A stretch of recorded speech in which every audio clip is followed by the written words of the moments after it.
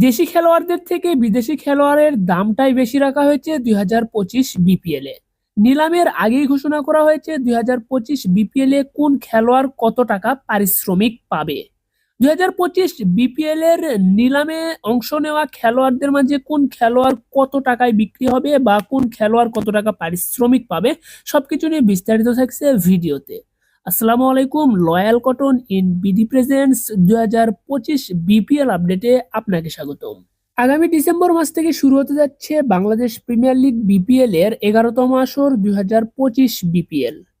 11তম আসরকে সামনে রেখে অক্টোবর মাসের 14 তারিখে অনুষ্ঠিত হবে বিপিএল এর প্লেয়ার ড্রাফটস। তো শুরুতেই আপনাদেরকে একটা বিষয় ক্লিয়ার করি, আইপিএল এর নিলাম আর বাংলাদেশের বিপিএল এর নিলাম পুরোটাই কিন্তু আকাশ পাতাল পার্থক্য রয়েছে। আইপিএল এর নিলামের আগে আপনি কোনো খেলোয়াড়ের দাম বা পারিশ্রমিক জানতে পারবেন না যে ওই খেলোয়াড়টা কোনো একটা দলে কত টাকার বিনিময়ে খেলতেছে, কিন্তু বিপিএল এর নিলামের আগে এই বিষয়টা কিন্তু আমরা একেবারেই চূড়ান্তভাবে জানতে পারি যে কোন খেলোয়াড়ের দাম কত টাকা হচ্ছে। কেননা বিপিএল এ কিন্তু ক্যাটাগরি ভিত্তিতে আপনার পারিশ্রমিক দেওয়া হয়। যেমন আপনাদেরকে বলি, বিপিএল এর এ ক্যাটাগরিতে, নিলামের এ ক্যাটাগরিতে রয়েছে কিন্তু তামিম ইকবাল। তো 2025 বিপিএল এ তামিম ইকবাল যে দলেরই হয়ে খেলুক না কেন, তার কিন্তু এ ক্যাটাগরি অনুযায়ী তার পারিশ্রমিকটা কিন্তু 60 লক্ষ টাকাই হবে, তার বেশি কিন্তু হবে না। তো এরপর ধরুন বি ক্যাটাগরিতে একজন খেলোয়াড় রয়েছে, তার নাম হলো এনামুল হক বিজয়। তো এনামুল হক বিজয় এখন যেই দলেই খেলুক না কেন, তার পারিশ্রমিক বি ক্যাটাগরি অনুযায়ী কিন্তু 40 লক্ষ টাকা হবে, এটা কিন্তু ফিক্সড। তো বাংলাদেশের বিপিএল এর কিন্তু পারিশ্রমিকটা এভাবে নির্ধারণ করা হয়।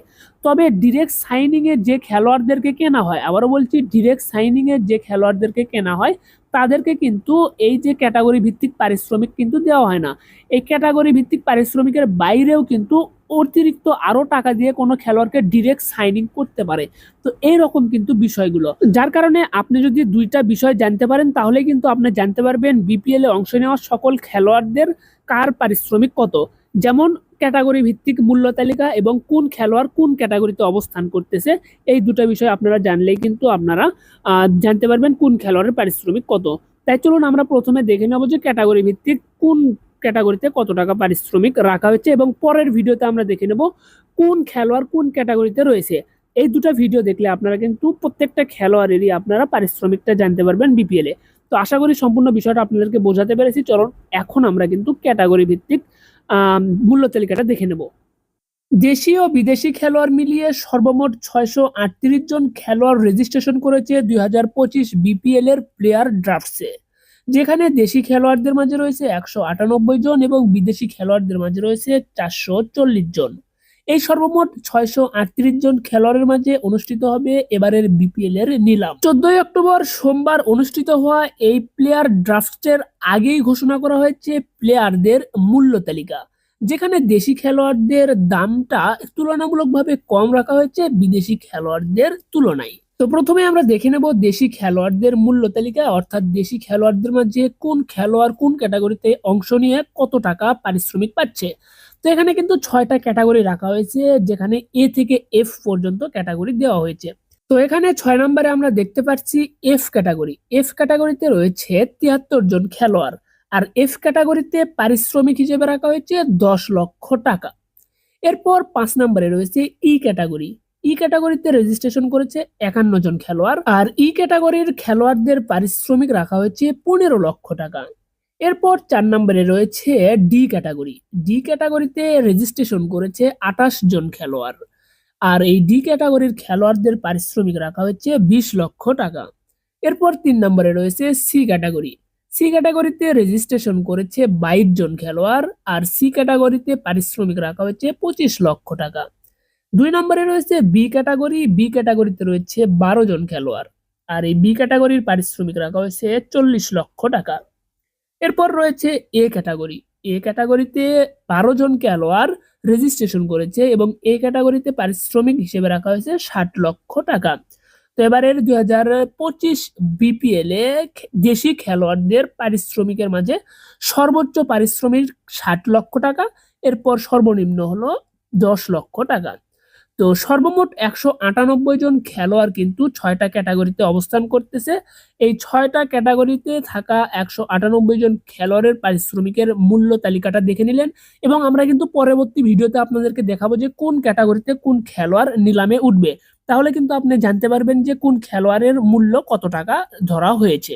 তো এখন যদি আপনাদেরকে দেখাই এ ক্যাটাগরিতে রয়েছে কোন কোন খেলোয়াড়। এ ক্যাটাগরিতে রয়েছে বাংলাদেশের 12 জন খেলোয়াড়, তারা হলো লিটন কুমার দাস, মাহমুদুল্লাহ রিয়াদ, নাজমুল হোসেন শান্ত, তাওহিদ হৃদয়, মেহেদী হাসান মিরাজ, শরীফুল ইসলাম, রিশাদ হোসাইন, মুস্তাফিজুর রহমান, তানজিম হাসান সাকিব, তামিম ইকবাল, মুশফিকুর রহিম, সাকিব আল হাসান। এই 12 জন খেলোয়াড় যেই দলেই থাকুক না কেন তারা কিন্তু 60 লক্ষ টাকা পারিশ্রমিক পাবেন বিপিএল থেকে। এরপর কিন্তু বি ক্যাটাগরিতে 12 জন রয়েছেন, তারা হলো আফিফ হোসেন ধ্রুব, এনামুল হক বিজয়, হাসান মাহমুদ, জাকের আলী অনিক, মাশরাফি বিন মুর্তজা, শামীম হোসেন পাটোয়ারি, নুরুল হাসান সোহান, পারভেজ হোসেন ইমন, শেখ মাহিদি, তানভীর ইসলাম, তানজিম হাসান সাকিব, তানজিদ হাসান তামিম। তো এই 12 জন রয়েছেন বি ক্যাটাগরিতে। বি ক্যাটাগরির এই খেলোয়াড়রা যে দলই থাকুক না কেন তারা কিন্তু 40 লক্ষ টাকা পারিশ্রমিক পাবে। তো এখন আমরা দেখে নেব বিদেশি খেলোয়াড়দের পারিশ্রমিকের টাকা কত রাখা হয়েছে। তো তার আগে আপনাদেরকে জানিয়ে দিই 2025 বিপিএল এ 7টি দল অংশগ্রহণ করতেছে। এই 7টি দলের ফ্যান জার্সিগুলো পেয়ে যাবেন রয়্যাল কটন ইন বিডিতে। 2025 বিপিএল এ আপনার পছন্দের দলের জার্সিতে আপনার নাম, পছন্দের জার্সি নাম্বার সহ ঘরে বসে অর্ডার করতে পারবেন রয়্যাল কটন ইন বিডিতে। আপনার পছন্দের দলের জার্সিটা একদম প্রিমিয়াম কোয়ালিটির এবং অফিসিয়াল ফন্টের মাধ্যমে আপনার নাম, জার্সি নাম্বার লিখিয়ে দিতে পারবে রয়্যাল কটন ইন বিডি। তো আপনার মন মতো পছন্দের বিপিএল এর জার্সি সংগ্রহ করতে পারবেন রয়্যাল কটন ইন বিডিতে। তাই তো জার্সি সংগ্রহ করতে স্ক্রিনে তো নাম্বারে যোগাযোগ করবেন, অথবা কিন্তু আপনারা তাদের অফিসিয়াল ফেসবুক পেজে যোগাযোগ করে প্রি অর্ডার কনফার্ম করতে পারেন। তো যাই হোক, চলুন এখন আমরা বিদেশি খেলোয়াড়দের মূল্য তালিকাটা দেখে নেব। তো দেশি খেলোয়াড়দের যেমন 6টা ক্যাটাগরি ছিল, সেখানে বিদেশি খেলোয়াড়দের জন্য রয়েছে 5টা ক্যাটাগরি এ থেকে ই পর্যন্ত। যেখানে আমরা ই ক্যাটাগরিতে দেখতে পাচ্ছি 181 জন খেলোয়াড়। আর এই 181 জন খেলোয়াড় নিয়ে ই ক্যাটাগরি গঠিত হয়েছে। ই ক্যাটাগরির খেলোয়াড়দের ভিত্তি মূল্য বা পারিশ্রমিক রাখা হয়েছে $15,000। $1 সমান 100 টাকা করে ধরলেও 15 লক্ষ টাকা ধরা হয়েছে ই ক্যাটাগরির ভিত্তি মূল্য। তো বর্তমানে কিন্তু ডলারের মূল্য 120 টাকাও অতিক্রম করেছে। তো অবশ্যই আপনারা ডলারের হিসাবটা কনভার্ট করে নেবেন। তো এরপর আমরা ডি ক্যাটাগরিটা দেখব। ডি ক্যাটাগরিতে রয়েছে 135 জন খেলোয়াড় এবং ডি ক্যাটাগরির পারিশ্রমিক রাখা হয়েছে $25,000, যেটি কিন্তু বাংলাদেশি টাকায় 25 লক্ষ টাকারও অধিক। এরপর সি ক্যাটাগরি রয়েছে। সি ক্যাটাগরিতে 66 জন খেলোয়াড় রয়েছে। সি ক্যাটাগরির পারিশ্রমিক রাখা হয়েছে $30,000, যেটি 30 লক্ষ টাকারও অধিক। এরপর বি ক্যাটাগরিতে রয়েছে 38 জন খেলোয়াড়। বি ক্যাটাগরির পারিশ্রমিক রাখা হয়েছে $50,000, যেটি কিন্তু বাংলাদেশি টাকায় 50 লক্ষ টাকারও অধিক, প্রায় 60 লক্ষ টাকার কাছাকাছি। এরপর এ ক্যাটাগরিতে রয়েছে 20 জন খেলোয়াড়। এ ক্যাটাগরিতে থাকা 20 জন খেলোয়াড়ের বা এ ক্যাটাগরির পারিশ্রমিক রাখা হয়েছে $70,000, যেটি বাংলাদেশি টাকায় 70 লক্ষ টাকারও অধিক, প্রায় 80 লক্ষ টাকার কাছাকাছি।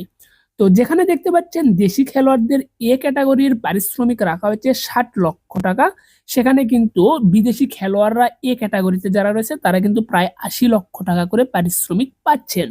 অপরদিকে বাংলাদেশের বা দেশি খেলোয়াড়দের বি ক্যাটাগরিতে 40 লক্ষ টাকা, সেখানে কিন্তু আপনার বিদেশিদের মাঝে বি ক্যাটাগরিতে যারা তারা $50,000 পাচ্ছে, যেটি কিন্তু প্রায় 55 লক্ষ টাকার কাছাকাছি বা 55-র অধিক বা অধিক হতে পারে।